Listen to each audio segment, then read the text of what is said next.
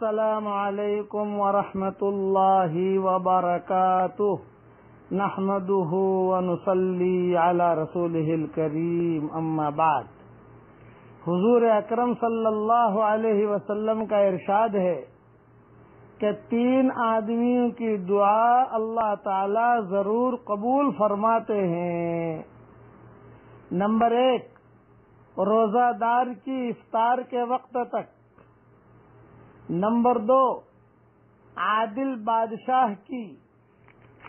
Number 3، مظلوم کی، جس کو حق تعالی شانہ بادلوں سے اوپر اٹھا لیتے ہیں اور آسمان کے دروازے اس کے لیے کھول دیے جاتے ہیں، اور ارشاد ہوتا ہے کہ میں تیری ضرور مدد کروں گا، گو کسی مصلحت سے کچھ دیر ہو جائے۔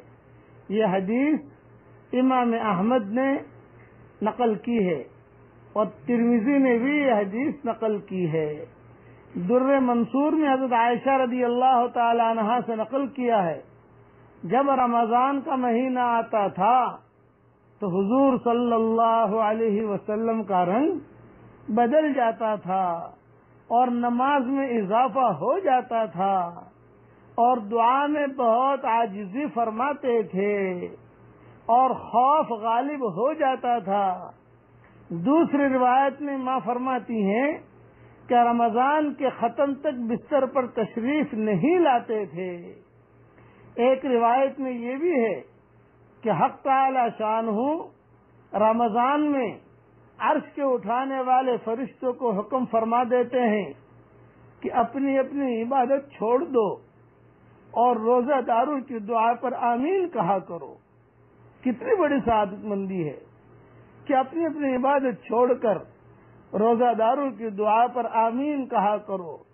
بہت سی روایات سے رمضان کی دعا کا خصوصیت سے قبول ہونا معلوم ہوتا ہے، اور یہ بے تردد بات ہے، اس میں کوئی شک نہیں ہے کہ جب اللہ کا وعدہ ہے اور سچے رسول کا نقل کیا ہوا ہے تو اس کے پورا ہونے میں کوئی شک نہیں۔ لیکن اس کے بعد بھی بعض لوگ کسی غرض کے لیے دعا کرتے ہیں مگر وہ کام نہیں ہوتا، تو اس سے یہ نہیں سمجھ لینا چاہیے کہ وہ دعا قبول نہیں ہوئی، بلکہ دعا کے قبول ہونے کے معنی بھی سمجھ لینا چاہیے کہ دعا قبول ہونے کا کیا مطلب ہے۔ حضور صلی اللہ علیہ وسلم کا ارشاد ہے کہ جب مسلمان دعا کے قبول ہونے کا نہ قبول ہونے کا کیا مطلب ہے؟ عام طور سے لوگ شکایت کرتے ہیں کہ مولوی صاحب بہت دعا مانگی قبول نہیں ہوئی۔ یہ بات نہیں ہے۔ میں یہ مضمون تھوڑا سا لمبا ہے، انشاءاللہ 11ویں سبق میں دے دوں گا اس کو، لیکن ابھی تو میں اتنی بات کہتا ہوں کہ رمضان کے مہینے میں رات اور دن بہت قدر کیجیے اور روزانہ عادت ڈالیے ایک بات کی، اللہ تعالیٰ سے روزانہ 4 محبتوں کا دعویٰ خود کرو اللہ کے سامنے۔ نمبر 1، اے اللہ مجھے تجھ سے محبت ہے۔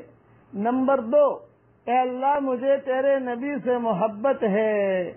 نمبر 3، اے اللہ مجھے تیرے قرآن سے محبت ہے۔